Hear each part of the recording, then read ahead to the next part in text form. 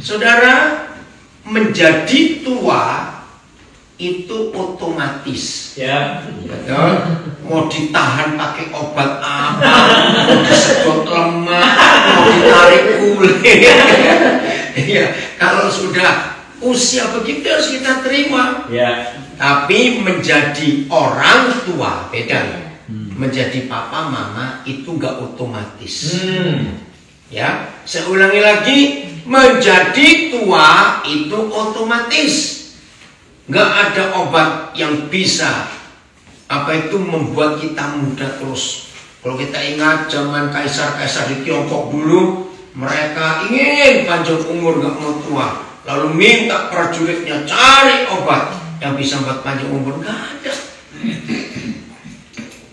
Nah, ada 3 hal yang paling berbahaya dalam hidup usia emas. Ya, ada 3 hal yang paling berbahaya. Dan si setan selalu memberikan 3 hal ini kepada orang-orang yang usia emas, yang lanjut usia. Tolong dicatat. Mengapa orang-orang tua itu hampir semua usia emas itu susah tidur? Betul atau salah? Susah tidur. Nah, ini yang penting sekali untuk kita perhatikan. Susah tidur karena 3 penyebab ini. Nanti kita akan lihat baik-baik. Susah tidur. Nah, kenapa lansia susah tidur? Memang secara medis dokter bilang, ya sudah nggak perlu banyak tidur. Seperti bayi perlu banyak tidur. Tapi sebetulnya bukan begitu. Musuh pertama dari 3 hal ini untuk usia emas, memorinya kegedean. Memori di otak ini kebesaran. Udah penuh ya? Belum penuh, justru kebesaran. Belum. Loh, ini yang bahaya. Coba renungkan. Setelah kita usia segini, ternyata yang dulu-dulu itu keluar semua. Betul nggak? Aneh. Kita nggak pernah mikir kok itu muncul. Itu loh kurang ajarnya saya. Jadi memori orang yang sudah tua ternyata itu bukan makin lupa loh. Makin ingat yang enggak yang dulu-dulu. Dan ini betul-betul pekerjaan setan. Kan nggak penting ingat yang dulu-dulu. Maaf, tidak sedikit orang usia emas ingat yang sudah mati-mati itu, maaf ini. Dan yang diingat bukan tentang mereka mati, tapi yang mereka dulu pernah buat atas kita. Betul. Kita aja sudah lupa loh, kok muncul lagi. Ini jahat sekali. Coba bacakan ayat ini, Yesaya 43 ayat 18. Apa yang Tuhan katakan? Nah, kita harus taat pada firman Tuhan ini. Jadi dari 3 hal yang paling jahat dari iblis kerjakan untuk orang usia lanjut, nomor 1 adalah ingat yang dulu-dulu. Janganlah ingat hal-hal yang dahulu. Nah, pelan-pelan. Yesaya 43 ayat 18. Ya, yang lain sambil cari. Tuhan berfirman, janganlah ingat hal-hal yang dahulu. Betul? Yesaya 43 18 ya. Yang kedua, dan janganlah perhatikan hal-hal yang dari zaman purbakala. Nah, jangan perhatikan, jangan ingat-ingat hal yang dari zaman purbakala. Mengapa Papa menggunakan 2 waktu ini? 1, waktu yang dahulu. 2, waktu yang purbakala, ancient time. Kenapa? Saudara, ternyata ada 2 waktu yang berbeda untuk masa lalu. Yang dahulu itu yang dekat-dekat lah, nggak terlalu jauh. Tapi yang ancient time, yang purbakala, wih, itu jauh sekali. Ini firman-Nya, jangan ingat-ingat, jangan perhatikan. Jadi kalau Tuhan berfirman, jangan ingat-ingat hal yang dahulu dan jangan perhatikan hal yang dari zaman purbakala, harusnya kita bagaimana? Ya lupakan yang Tuhan pesan itu. Nah kalau muncul langsung ngomong, sorry setan, aku nggak butuh yang itu. Ucapan begitu, aku nggak mau terima itu. Coba ya, ini jahatnya si iblis. Lagi masak, lagi jalan, lagi mandi, maaf, lagi duduk di WC, bisa nggak tahu muncul sesuatu. Betul? Nah itu tergantung kita. Sesuatu yang tiba-tiba muncul itu kita mau terima atau kita mau tolak. Kalau firman ini berkata jangan ingat-ingat hal-hal yang dahulu dan jangan perhatikan hal-hal yang dari zaman purbakala, ya sudah jangan diingat. Begitu masuk ngomong, sorry setan, aku nggak perlu itu. Terus kita mikir yang lain. 1 detik saja, perhatikan ya, 1 detik saja. Begitu masuk. Oh iya ya, jadi sudah. Betul tidak? Jadi. Nah jadinya ini yang kurang ajar. Itu berkembang Ustaz. Betul nggak? Itu berkembang. Terus ingat semuanya. Pasti muncul 3 hal lagi. Sedih, ingat yang dulu. Ajar nggak? Diingatnya lagi sedih. Yang nomor 2, ingat orang itu, kita jadi benci. Betul? Lalu yang ketiga, ini jahatnya manusia. Kita cari orang untuk kita ceritain yang dulu itu apa. Betul nggak? Nah orang ini kan bingung. Aku nggak kenal orang itu, aku nggak tahu apa-apa tentang itu. Betul nggak saudara? Ini loh jahatnya setan.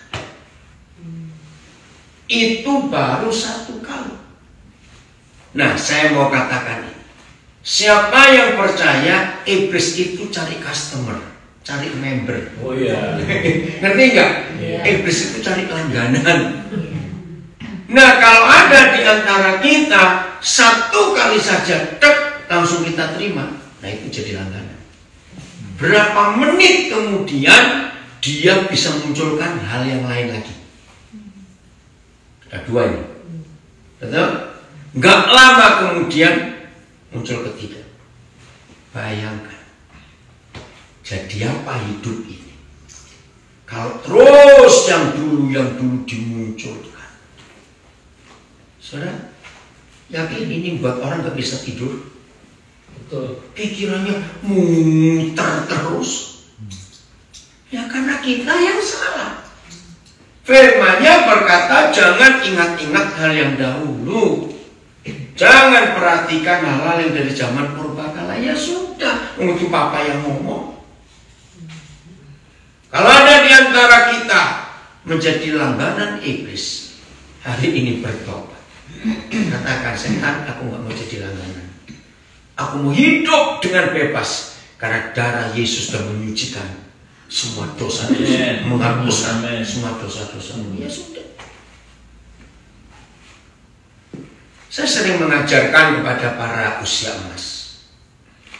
Kalau saudara mendengar kata menabung, ya, deposit, kalau istilah bank, itu langsung kita mikir apa? Menabung itu uang. Ternyata tidak. Ternyata yang kita tabung tidak hanya uang. Apa saja kita bisa tabung, termasuk sakit hati. Loh betul kan? Loh ini banyak yang baru sadar bukan? Percaya nggak bahwa manusia bisa nabung sakit hati? Dikumpulin terus. Pernah belanja ke pasar yang jual jutek yang luar biasa, diinget-inget terus. Dan pernah nunggu bis diserobot orang, disimpan lagi. Nah itu tabungan. Dan ingat ya, semua tabungan pasti ada bunganya. Jangan lupa itu. Nah ini kurang ajarnya setan. Makin banyak apa saja yang kita tabung, bunganya makin muncul. Bayangkan kalau kita nabung sakit hati. bunganya itu nikah jadi benci, dendam, wih, ngeri. Apa saja kecewa bisa kita tabung tidak? Bisa. Sedikit kecewa dengan ini, sedikit kecewa dengan itu, dikumpulin semua. Ini baru 2, disakiti dan kecewa. Belum yang lain-lain. Maka seharusnya masa tua kita itu hidup bahagia, hidup enak, hidup ringan. Ya, tapi betapa kurang ajarnya si kunyuk itu, sebenarnya si kunyuk itu, setan itu, memberi tabungan yang macam-macam. Kalau tabungan duit ya lumayan lah. Ini tabungan laraan, atau kata laraan sampah. Betapa bodohnya kita. Coba renungkan. Kalau kita usia emas ini menjadi bodoh karena semua yang dulu-dulu kita tahu, itu berarti rumah kita penuh dengan sampah. Almari kita penuh dengan sampah. Saudara ingat? Ada sampah tahun 74. Bisa nggak terjadi itu? Ada sampah tahun 80. Ada sampah tahun 82. Kumpulin semua. Dan biasanya orang yang punya banyak almari, kalau nganggur suka buka almari itu terus sambil betul nggak? Ini dari mantan pacarku dulu. Oh, ini dari mertuaku. Ini dari cucuku. Saudara, hidup mau jadi apa ini? Iya, betul. Betul toh? Jadi pulang dari kebaktian ini, bongkar semua almari kita, kosongin, isi dengan yang baru. Amin. Dulu anak-anak lahir kita pelihara, kita besarkan, sekolahkan. Aduh, doanya orang tua cepat menikah ya, cepat menikah. Aduh, mama papa ini pengen punya mantu, pengen punya cucu. Doa kita dijawab Tuhan. Ternyata mantu-mantu bermasalah. Bisa kayak bisa. Nah, timbul lagi masalah dengan mantu. Nah, kalau punya mantu pasti punya besan, bisa ribut lagi. Ini loh, manusia itu kayak begini loh modelnya. Maka itu kita harus hidup dalam firman Tuhan yang bisa menolong kita dari semua hal. Aduh, kalau ngomong ini bisa nggak habis-habis sampai besok, betul nggak? Yeah. Ngomongin sampah-sampah ini, sudah. Maka itu sudahlah, hidup yang enak bersama dengan Tuhan. Hari ini ya hari ini. Yang kemarin biar lewat, yang besok kita tunggu. Tapi kalau kita hidup hari ini, ditumpukin yang dulu-dulu, bisa bayangkan jadi apa hidup? Saya tanya, beban kemarin dan dulu-dulu itu berat atau ringan? Berat. Coba hitung, beban 1 hari kemarin itu berapa kilo? Cuma ngitung aja, angka saja. Kira-kira berapa kilo? Terus coba katakan yang BPPTD apa? Instagram. Ayo, berapa kilo? Nyebut aja angka. 1 kilo. Kentengan si Eva 1 kilo. 1 kilo. Setuju 1 kilo? Enggak. Kira-kira aja berapa kilo? 1 kilo kebanyakan lah. 5 kilo kentengan udah feta. 20 kilo. Bayang. Lu memang berat sih Pak. Hidup kemana-mana itu berat loh. Iya toh, itu ngeri sekali. Nah, bayangkan kalau 1 hari aja 20 kilo. Coba ngomong sebulan beban. Jadi ini bulan Desember tanggal 18 di sini ya, Indonesia 19. Bayangkan dari 18 November ada masalah, 20 November ada masalah, 25 November ada masalah. Itu beban kemarin, itu 20 kilo, 20 kilo. Kalikan itu baru sebulan yang lalu. Lebih bilang.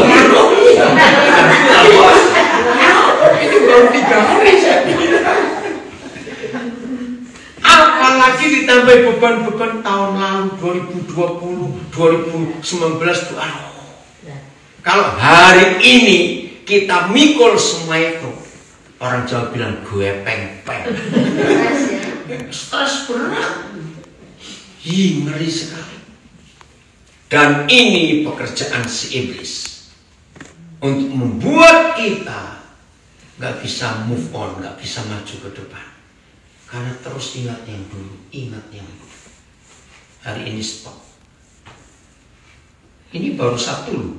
Seberatnya kayak begini ada 3 yang setan buat.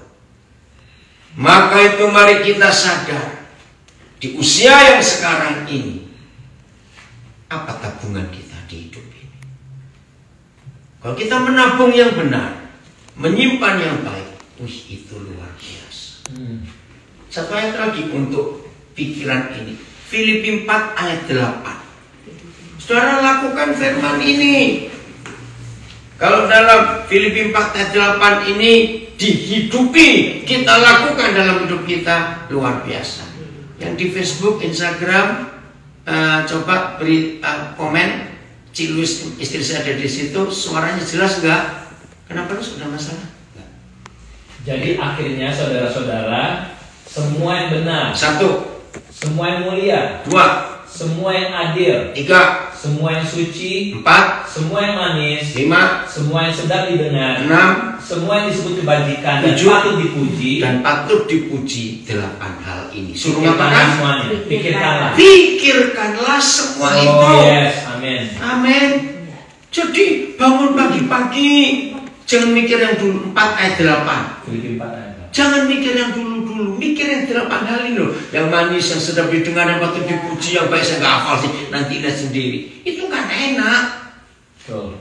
Mau tidur juga begitu.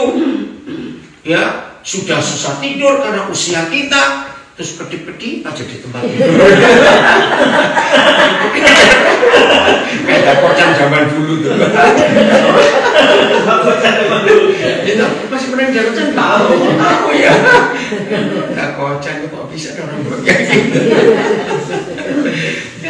Nggak tidur karena pikiran ini muter terus. Capek loh sudah di tempat tidur nggak bisa tidur. Itu lebih capek daripada orang ngangkutin karung beras. Iya, betul. Lebih capek. Aduh. Jadi yang diisi di pikiran kita sebagai tabungan harus firman Tuhan. Sudah, orang mau ngomong apa terserah. Orang mau nggak bayar kok, ngapain kita urusin?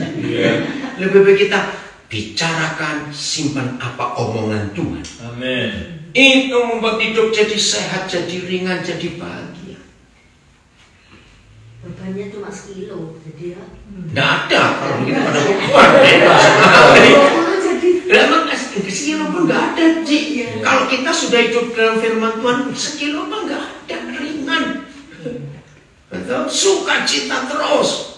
Karena itu firman Tuhan, bersukacitalah senantiasa. Aku katakan sekali lagi, bersukacitalah. Bacakan begitu. Filipi 4 ayat 4 itu. Aduh, luar biasa. Jadi tiap hari gembira terus, tapi jangan tertawa sendiri, bahaya. Bersukacitalah senantiasa dalam Tuhan. Sekali lagi kukatakan bersukacita. Haleluya. Filipi 4 ayat 4. Ini perintah, bersukacitalah dalam Tuhan. Bukan dalam hal, banyak duit bersukacita. Wajar kalau itu. Dalam Tuhannya ini yang kita harus terima. Apa saja yang kita buat harus di dalam Dia. Jelas ya? Mau hidup seperti ini? Amin. Nomor 2 yang iblis buat. Masih bentuk yang sama, tapi model yang lain yang dia buat. Selalu bicara soal pikiran ini. Seharusnya dalam hidup kita ini, seharusnya selalu ingat yang baik atau ingat yang tidak baik. Seharusnya baik. Yang baik. Tapi kita lihat fakta. Mengapa yang negatif, mengapa yang tidak baik lebih gampang kita hafal? Aneh. Nah, ini loh hal kedua yang membuat kita sebagai usia emas ini ngalami banyak masalah. Secara fisik kita sudah menurun sekali, betul nggak? Secara fisik kita menurun. Dalam hal apa saja karena memang usia. Nah, kalau memang secara fisik kita nggak bisa ngapa-ngapain, harus kita jaga sendiri. Tapi kalau masalah-masalah itu karena kebodohan kita, maaf, nyimpan hal-hal yang tidak baik, itu menjadi sampah yang memberatkan kita. Kita harus buang itu semuanya. Maaf, ini ilustrasi yang enggak, ilustrasi yang jelek, tapi saya belum ketemu ilustrasi yang lebih baik daripada ini. Maaf ya. Kalau kata-kata orang, kalau perbuatan orang yang pernah kita terima dari kita masih muda, masih remaja, masih kecil, sampai kita usia sekarang ini, maaf, itu saya ibaratkan, maaf ya jangan tersinggung, saya ibaratkan kita digentutin orang. Pernah tuh kita digentutin orang? Pernah mengajar ke orang memang. Ya, oke, maaf.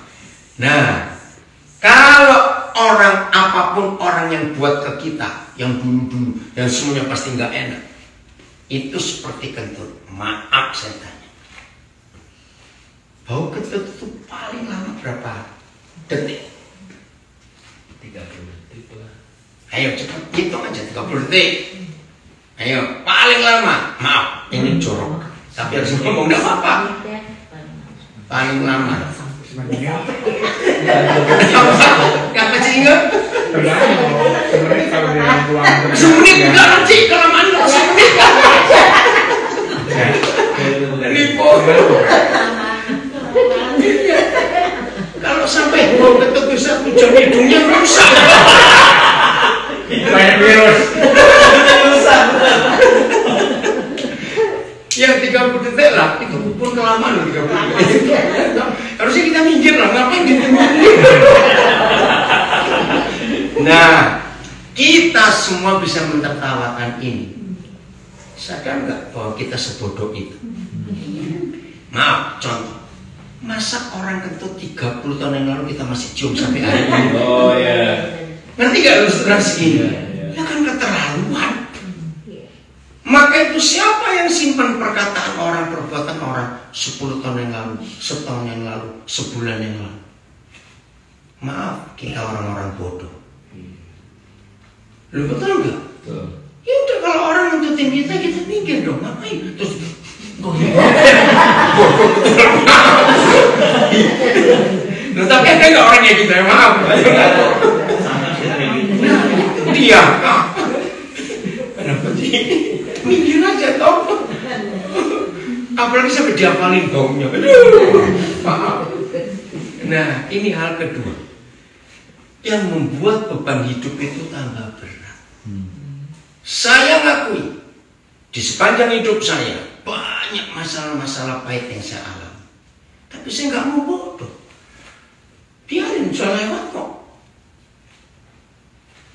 Maka itu kita harus bebaskan diri kita dari semua tekanan-tekanan hidup yang dulu-dulu pernah kita alami. Kita harus menang. Kita baca kisah Yusuf yang bisa melupakan kejahatan kakak-kakaknya. Kejadian 45 mulai ayat yang ketiga. Kejadian 45 mulai ayat yang ketiga, agak panjang pembacaan ini. Ya, Kejadian 45 cari dulu mulai ayat yang ketiga. Luar biasa hidup Yusuf.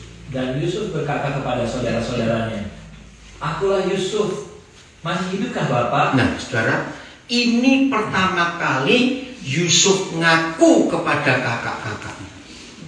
Karena pertemuan pertama dia nggak ngaku, karena kakak-kakaknya beli gandum itu.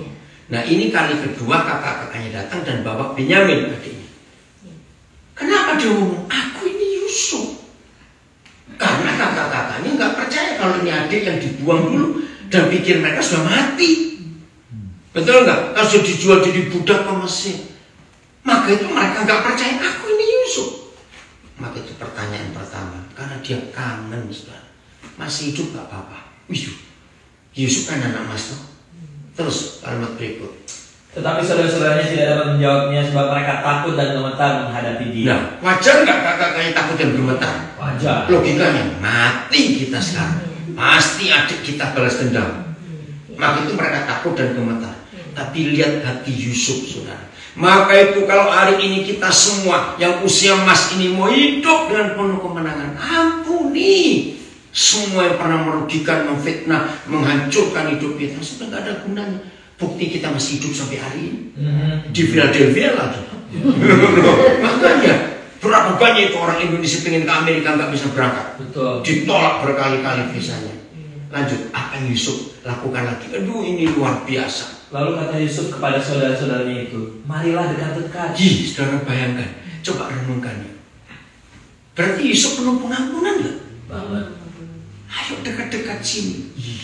Saya pun nggak bisa bayangkan waktu baca kisah. Ayo dekat-dekat kakak-kakakku.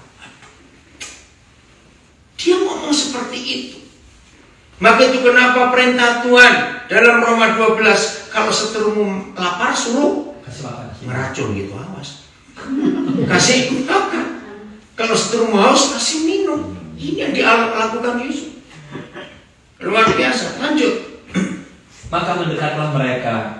Katanya lagi, akulah Yusuf saudaramu yang kamu jual ke Mesir. Nah, coba 2 kali dia ngomong, akulah Yusuf. Jadi setelah kakak-kakaknya mendekat, apa yang dilihat oleh Yusuf sampai dia ngomong, aku ini Yusuf yang kamu jual ke Mesir. Itu kira-kira kakak-kakaknya merasakan apa? Masih takut, nggak percaya. Betul nggak ini? Adik yang kita jual, pasti penampilan Yusuf jauh berubah dong. Saudara, ini loh pengampunan. Hal kedua yang kita harus lakukan, ampuni semua orang yang pernah menyakiti kita. Ampuni. Nggak ada gunanya. Ada istilah pepatah bagus. Kalau kita benci seseorang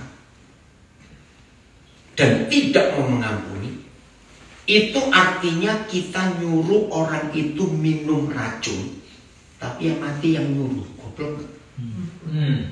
Ini istilah betul. Saya ulangi lagi. Kalau kita tidak mengampuni dan tetap benci dan tetap dendam, itu artinya kita menyuruh orang itu minum racun, tapi yang mati kita. Bodoh sekali. Lupakan yang dulu itu, lupakan. Udah, nggak usah diingat-ingat itu lagi. Ampuni. Berikut. Tetapi sekarang janganlah bersusah hati Nah, dan menyesali malah diri. menghibur. Sekarang kakak-kakakku jangan bersusah hati, jangan menyesali diri sudah menjual aku. Terus karena kamu menjual aku ke sini. nah, stop.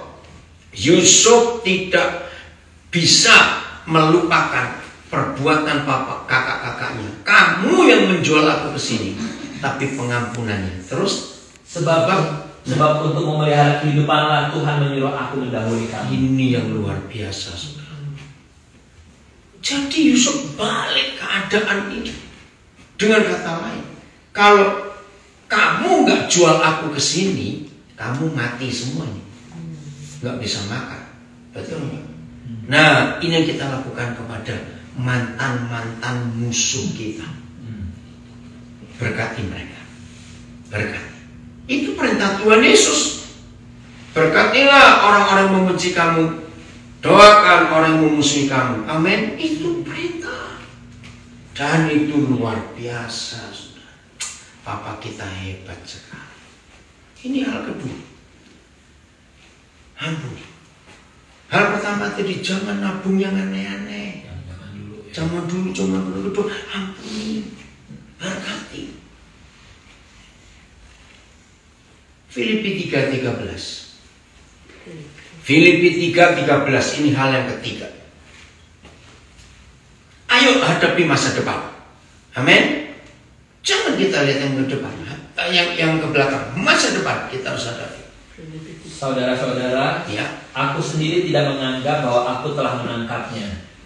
Tetapi ini yang kulakukan, aku melupakan apa yang telah di belakangku. Aku melupakan apa yang telah di belakangku dan mengarahkan diri kepada apa yang ada di hadapan. Nah, mengarahkan diri kepada apa yang di hadapanmu. Terus dan berlari-lari kepada tujuan Amin. untuk memperoleh hadiah, yaitu panggilan surgawi dari Tuhan dalam Yesus Kristus. Luar biasa. Senang terima hadiah? Banget. Ayo jangan pura-pura. Iya, senang terima hadiah. Ini ada hadiah. Nah, hal yang ketiga, kalau kita bisa melupakan yang di belakang, maka dengan indah dan mudah kita bisa berlari-lari ke depan. Ya. Jadi kita siap itu hari esok, tahun baru sudah di depan mata kita. Ada apa ini? Weh, pasti hal-hal besar Tuhan bisa kerjakan atas hidup kita. Kalau setan bisa merusak dunia dengan COVID-19 sejak tahun 2020 yang lalu, ayo anak-anak Tuhan, gereja Tuhan, kita memberkati dunia lewat hidup kita, bukan merusak lagi. Nah, caranya lupakan yang sudah lalu. Ayo kita lihat ke depan.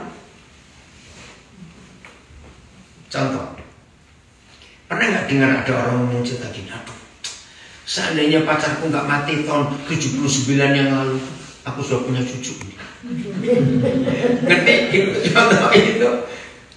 Nah, berarti orang ini hidup masa lalu. Ini sudah tahun 2021 mau habis, tapi dia masih hidup di tahun 79. Berarti ketinggalan berapa tahun? Nah, maka itu hati-hati dengan dua kata ini. Orang yang hidupnya di masa lalu ngomongnya gini, aduh, seandainya dulu ya, aduh, seandainya. Iya, berandai-andai terus. Orang semua bilang semua gook gitu. Aduh, seandainya yang dulu, seandainya pabrik papaku nggak terbakar, aduh, seandainya. Nah, ini orang nggak eksis di hari ini, menakutkan. Tapi orang yang ketakutan menghadapi masa depan, ngomongnya pasti gini, jangan-jangan. Itu bagaimana? Jangan-jangan. Betul. Ini orang paling celaka di dunia. Maka itu mari kita jujur di usia kita yang sekarang ini. Jangan mengizinkan iblis menang atas hidup kita. Percayalah, ke depan pasti akan hal-hal yang luar biasa. Ayat terakhir, Yeremia 29 ayat 11. Nanti Pastor Radu melanjutkan. Ini yang pasti akan buat kita ke depan. Jangan kita takut menghadapi hari depan, karena ada Tuhan juga di sana. Amin. Dan ini luar biasa. Yeremia 29 ayat yang ke-11. Sebab aku ini mengetahui rancangan-rancangan apa yang ada padaku mengenai kamu. Ya, terus demikianlah firman Tuhan, yaitu rancangan damai sejahtera, bukan rancangan kecelakaan, untuk memberikan kepadamu hari depan yang penuh harapan. Haleluya. Memberikan kepadamu hari depan yang penuh harapan. Coba bayangkan itu. Mau takut apa? Kalau Bapak kita berjanji seperti itu. Amin. Jadi kalau firman ini kita lakukan, maka nanti malam semua bisa tidur nyenyak sekali. Enggak berdip-berdip terus ngeliatin jam. Aduh, jam 2, aduh, jam setengah 4. Ngeliatin tidur. Tidur saja yang enak. Apalagi kalau kita percaya perkataan Tuhan Yesus di kayu salib sudah selesai. Ya sudah, jalannya aja hidup ini. Tuhan memberkati semua kita, usia emas makin hebat, makin kuat secara roh, secara fisik. Tuhan Yesus memberkati. Haleluya.